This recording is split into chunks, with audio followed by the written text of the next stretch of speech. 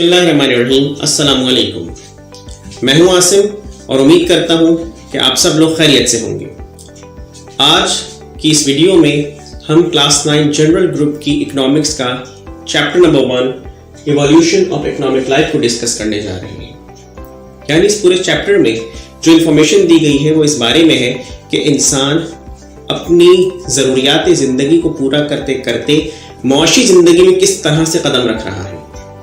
तो इस चैप्टर के लिए एक्सप्लेनेशन के लिए हम ये किफ़ायत एकेडमी की elementary economics for secondary classes से इस्तेफादा हासिल कर रहे हैं और इसका page number 1 evolution of economic life से स्टार्ट कर रहे हैं, जो कि हमारा चैप्टर भी है। और इस बुक में मौजूद क्वेश्चन नंबर 1 भी है कि what do you mean by evolution of economic life, यानी इवोल्यूशन ऑफ इकोनॉमिक लाइफ से क्या मुराद है। तो पेज नंबर 1 से स्टार्ट करते हैं। इस क्वेश्चन का आंसर भी है और इस चैप्टर की एक्सप्लेनेशन भी है। The constant efforts of the man have awarded him with the present economic progress and prosperity। यानी इंसान की मुसलसल जद्दोजहद का ही नतीजा है कि इंसान आज एक भरपूर मुआशी तरक्की याफ्ती जिंदगी गुजार रहा है, यानी ऐसी जिंदगी कि जो मुआशी तौर पे मुस्तहकम भी है और खुशहाल भी है। Since millions of years he has been busy to improve his economy। यानी इससे पहले इंसान कई साल तक अपनी मुआशी जिंदगी को बेहतर बनाने में मसरूफ अमल रहा। Science and technology are also responsible for present economic development and progress. ना सिर्फ इंसान की कोशिशें बल्कि साइंस और टेक्नोलॉजी ने भी इंसान को इस मकाम तक पहुंचाने में अपना किरदार अदा किया। The life of one is difficult to lead in the beginning of civilisation. यानी इंसान के इब्तदाई दौर में इंसान के लिए जिंदगी इंतहाई मुश्किल थी, लेकिन the life was which was passed through many stages and has reached to present developed and refined economic position। लेकिन इंसान की कोशिश और इंसान की जद्दोजहद से वो मुश्किल दौर गुजरा और आज के दौर में इंसान एक भरपूर मुआशी जिंदगी को एंजॉय कर रहा है। और इंसान की ज़रूरियात ज़िंदगी से लेकर मुआशी जिंदगी में जो इंसान ने कदम रखा, उसकी जो स्टेजेस हैं, प्रिंसिपल स्टेजेस जो हैं वो ये हैं: hunting and gathering stage, pastoral stage, agriculture and handicraft stage.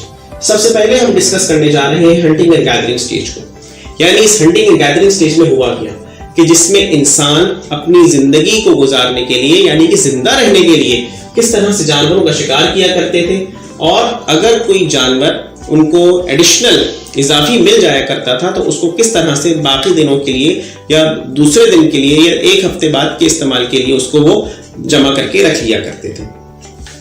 ये क्वेश्चन भी है आपकी बुक में कि जिसमें ये बात मौजूद है कि आपका जो हंटिंग एंड गैदरिंग स्टेज है उसके बारे में आप क्या जानते हैं, तो इसको आप नोट कर सकते हैं। Man was unknown to civilised life in the beginning, कि इंसान अपनी जिंदगी के इब्तदाई दौर में सिविलाइज्ड लाइफ गुजारने के तरीकों से नावाकिफ था।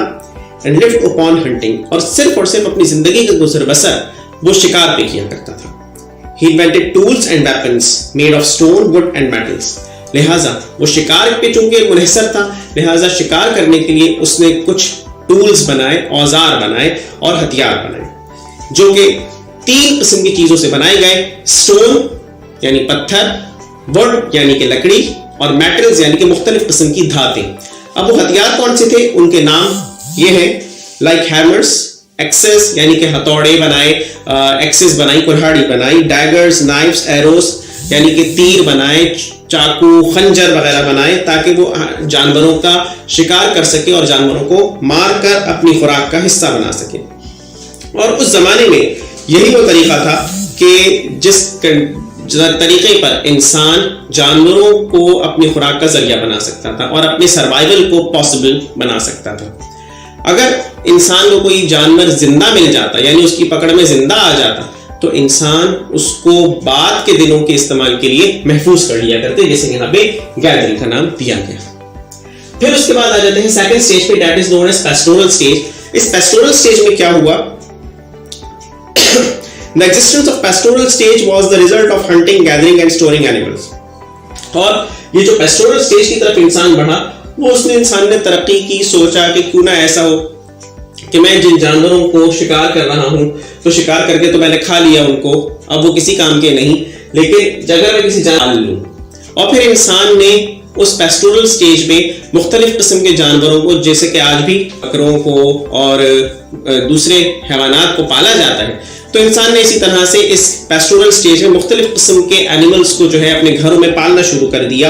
اور اس دور کے اندر پیسٹورل سٹیج میں انسان کسی ایک جگہ پر موجود نہیں رہتا تھا، اسٹیبل نہیں تھا. انسان مسلسل موو کرتے رہتے تھے، ایک جگہ سے دوسری رہتے تھے جہاں پہ ہریالی اور پانی موجود ہوتا تھا.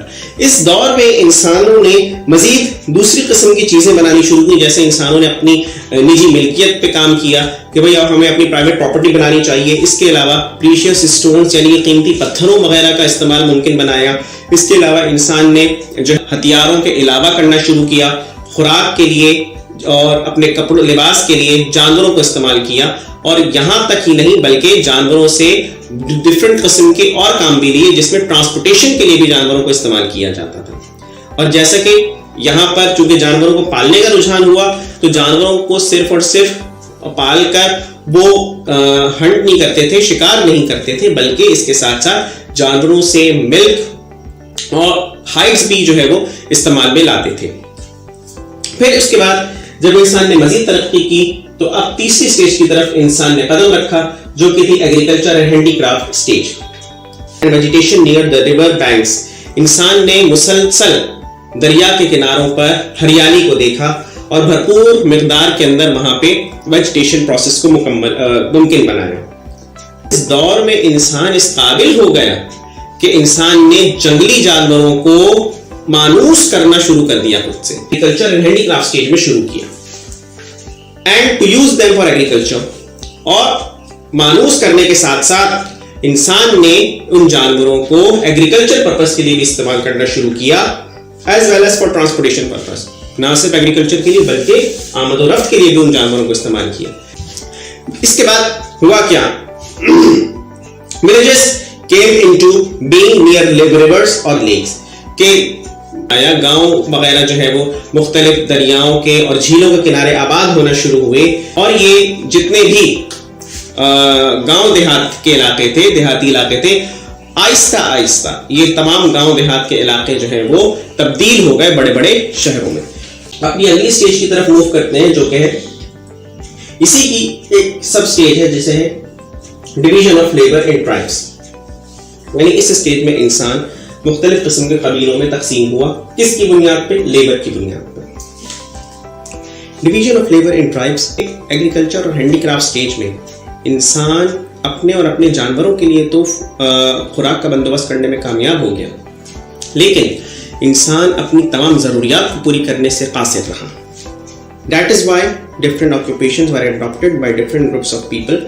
اسی وجہ سے انسانوں کے مختلف گروپس نے مختلف قسم کے شعبوں کو جو تھا وہ اپنانا شروع کیا اور اپنے آپ کو تقسیم کر دیا اپنی اپنی اسپیشلٹیز کی بنیاد پر، اپنی اپنی اسکلز کی basis per, such as families and villages. اور انسان جو تھے وہ خاندانوں کی صورت میں، دیہاتوں کی صورت میں تقسیم ہو گئے. Thus the division of labor helped man to meet his wants. اور اس سے ہوا کیا؟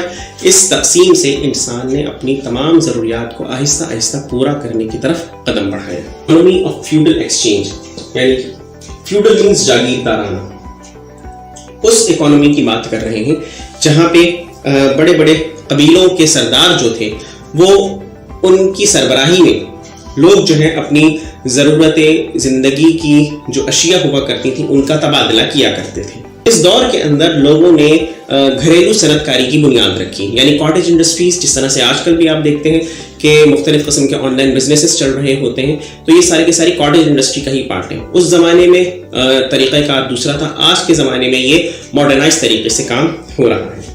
They exchanged their surplus production among themselves and fulfilled their wants. The ploughs, the sickle, that is why this stage is called the feudal exchange economy. اس stage کا جو اہم ترین جز ہے وہ یہ ہے کہ اس اسٹیج کے اندر زیادہ تر جو تبادلے ہوا کرتے تھے وہ پورے کے پورے قبیلے نہیں کرتے تھے بلکہ قبیلوں کے سردار کیا کرتے تھے. اسی وجہ سے اس کا اہم جز چونکہ فیوڈلزم ہے، دیٹس وائی اس اسٹیج کو economy of feudal exchange system کا نام دیا گیا. Third point, industrial stage begin with family economy. یعنی ہم نے ابھی اس سے پہلے والی اسٹیج کے اندر بات کی اکانومی آف فیوڈل ایکسچینج کی، یعنی کاٹیج انڈسٹری کی. یہاں پر کاٹیج انڈسٹری کو ہی ایک لیول اوپر لایا گیا اور فیملی اکانومی کا آغاز ہوا. جیسے انسانوں کی ضروریات بڑھتی گئیں ویسے ویسے انسانوں نے اپنی جو ہینڈی کرافٹ سسٹم تھا یعنی کہ دستکاری کا نظام جو تھا اس کو فروغ بخشا. لوگوں نے الگ الگ قسم کے شعبوں میں اپنا کام شروع کیا جیسے کہ weaver, carpenter, goldsmith, potter etcetera. بڑھئی کا کام شروع کیا. کچھ جو تھے وہ برتن بنانے میں ماہر تھے، کچھ سونار بن گئے اور وغیرہ وغیرہ. انڈسٹریل سٹیج کی ہیڈنگ کا 3rd پیراگراف کی 4th لائن سے ملاحظہ کیجیے.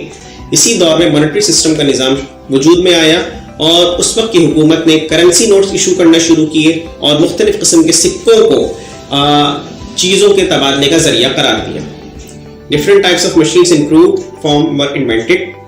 مختلف قسم کی مشینز جو تھیں وہ ایجاد ہوئی تھیں. آٹومیٹک نہیں تھیں، مینول ورکنگ میں استعمال ہوتی تھیں. مینول ورکنگ کے ذریعے اس کو کام میں لایا جاتا تھا. اور اس کے علاوہ مشینز کے ساتھ ساتھ بینکنگ کا نظام بھی اسی انڈسٹریل سٹیج کا حصہ ہے.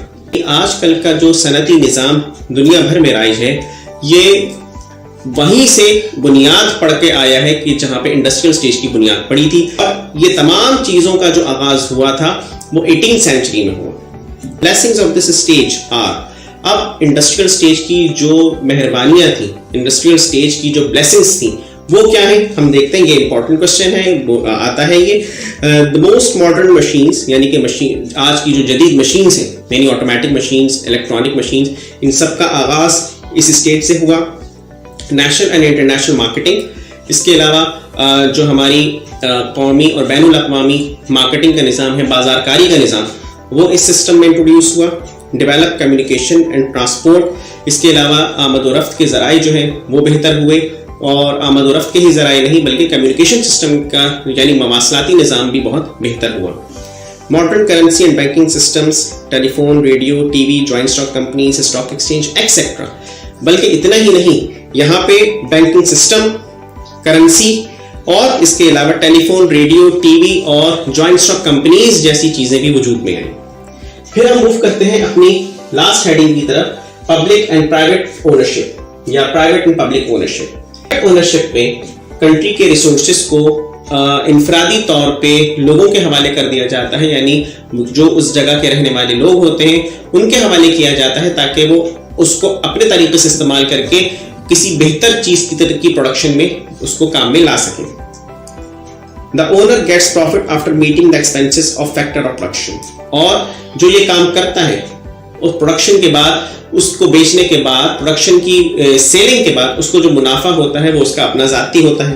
اور اسی طرح سے جو بات کریں کہ public ownership is the state remains master and owner of all the productive resources.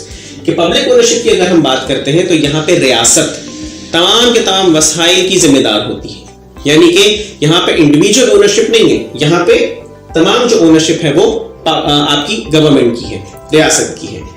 In this system, the sources are fully utilized for the welfare and prosperity of the people, leaving profit motive aside. اور جب ریاست کا کام ہے تو ریاست کا کام منافع کمانا نہیں بلکہ ریاست کا کام جو ہے وہ لوگوں کی فلاح اور بہبود ہے. تو پرائیویٹ اونرشپ کو یہاں پہ نام دیا گیا ہے ایک کیپٹلزم کا، کیپٹلزم، اور پبلک اونرشپ کو نام دیا گیا ہے سوشلزم کا. تو کیپٹلزم اور سوشلزم، پرائیویٹ اونرشپ کا دوسرا نام کیپٹلزم اور پبلک اونرشپ کا دوسرا نام سوشلزم. کیپٹلزم اور سوشلزم کی مزید ڈیفینیشنز اور اس کے کریکٹرسٹکس ہم اگلی ویڈیو کے اندر آپ سے شیئر کریں گے. امید ہے کہ آپ کو ہماری یہ ویڈیو پسند آئی ہوگی. اگر آپ کو ہماری ویڈیو پسند آئی ہے تو آپ لائک کیجئے، سبسکرائب کیجئے اور بیل آئیکن کو پریس کیجئے تاکہ ہماری لیٹسٹ ویڈیوز آپ تک پہنچ سکیں. السلام علیکم ورحمۃ اللہ وبرکاتہ.